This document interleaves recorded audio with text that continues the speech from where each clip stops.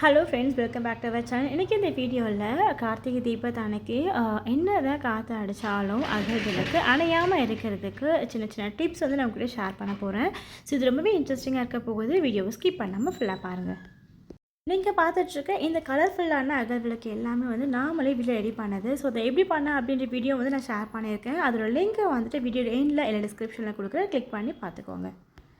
கார்த்திகை தீபத்து அன்னைக்கு இந்த காட்டன் திரியை நான் சொன்ன மாதிரி நீங்கள் விளக்கு ஏற்றி பாருங்கள். என்ன தான் காற்றடிச்சாலும் வந்து விளக்கு நின்று அழகாக எரியும். அதே மாதிரி எண்ணெயும் வந்து ஒரு துளி கூட வந்து கசியாமல் இருக்கும். இந்த பஞ்சில் திரி பண்ணுறதுக்கு நம்ம கொஞ்சமாக பஞ்சு எடுத்து இந்த மாதிரி பால் மாதிரி உருட்டி எடுத்துக்கோங்க. அதுக்கப்புறம் இன்னும் கொஞ்சமாக பஞ்சு எடுத்து இந்த மாதிரி நல்லா வந்து பிரிச்சுக்கலாம். அதுக்குள்ளே இந்த பால் காட்டன் உள்ளே வச்சுட்டு தண்ணி கொஞ்சமாக தொட்டுட்டு ஸோ இந்த மாதிரி நீங்கள் உருட்டி விட்டீங்க அப்படின்னா திரி மாதிரி அழகாக வந்து ரெடி ஆகிடும்.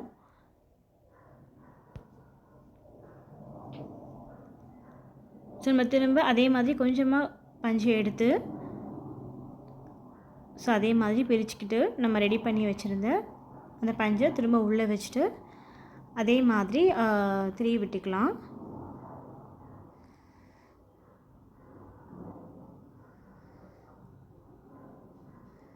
ஸோ அவ்வளவுதாங்க, ரொம்ப சிம்பிளான அந்த பஞ்சில் திரி வந்து ரெடி பண்ணியாச்சு. ஸோ இதே மாதிரி நீங்கள் எத்தனை அகல் விளக்கு ஏற்ற போகிறீங்களோ அத்தனை வந்து நம்ம ரெடி பண்ணி வச்சுக்கலாம். 27 நட்சத்திரத்துக்கு நம்ம 27 அகல் வந்து ஏற்றுவோம். ஸோ நீங்களும் வந்து 27 அகல் ஏற்றுற மாதிரி இருந்ததுன்னா ஸோ இந்த மாதிரி 27 காட்டன் திரி வந்து ரெடி பண்ணி வச்சுக்கோங்க.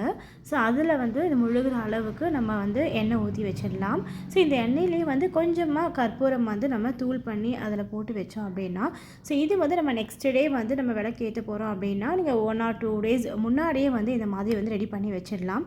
ஸோ அது வந்து நல்லா எண்ணெயில் ஊறும்போது நீங்கள் அதை யூஸ் பண்ணி விளக்கு ஏற்றுனீங்க அப்படின்னா வந்துட்டு விளக்கு வந்து அணையாமல் நின்று சூப்பராக வந்து எரியும்.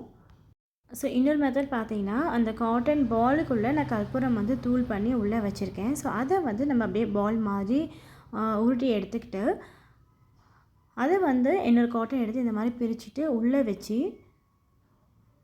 ஸோ இந்த மாதிரி திரி மாதிரி வந்து ரெடி பண்ணிக்கலாம்.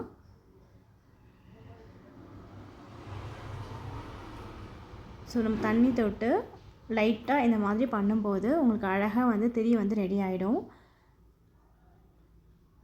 திரும்ப கொஞ்சமாக காட்டன் எடுத்து ஸோ ரெடி பண்ணி வச்சுருக்க அந்த திரியை உள்ளே வச்சு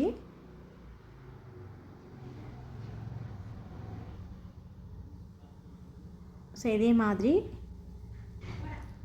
திரியை ரெடி பண்ணி எடுத்துக்கலாம். இந்த திரியும் நம்ம முதல்ல சொன்ன மாதிரி எண்ணெய் இல்லை நெய்யில் வந்து 1 or 2 days முன்னாடியே ஊற வச்சுட்டு நம்ம வந்து விளக்கு ஏற்றுறதுக்கு யூஸ் பண்ணிக்கலாம். இந்த 2 டிப்பையும் ஃபாலோ பண்ணி நீங்கள் விளக்கு ஏற்றி பாருங்கள். ஸோ அப்புறம் வந்து நீங்களே இந்த டிப்பை வந்து எல்லாருக்கும் வந்து ஷேர் பண்ணுவீங்க. ஸோ அவ்வளோ வர்த்தான டிப்புங்க இது. இந்த காட்டன் திரியெலாம் வந்து பண்ணுறதுக்கு டைம் இல்லை அப்படின்னு சொன்னீங்கன்னா இது வந்து கடையிலையும் வந்து கிடைக்கிதுங்க. ஸோ நீங்கள் அதை கூட வாங்கி யூஸ் பண்ணலாம். அப்படி இல்லைன்னா இந்த திரி நூலை வந்து எப்படி யூஸ் பண்ணலாம் அப்படின்றதையும் பார்க்கலாம்.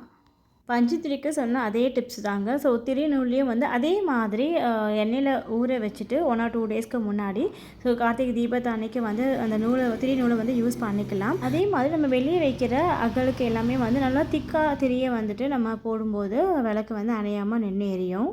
கார்த்திகை தீபத்துக்கு 3 இல்லை 5 அகல் விளக்கு வந்து வாங்கணும் அப்படின்வாங்க ஒத்த படையில். கார்த்திகை தீபத்துக்கு முன்னாடியே இந்த விளக்கு வந்துட்டு புதுசையும் அண்ட் பழசையும் ஒரு பாத்திரத்தில் தண்ணி ஊற்றி இந்த மாதிரி வந்து ஊற வச்சுக்கணும். மினிமம் ஒரு 24 hours வந்து அது ஊறணும்.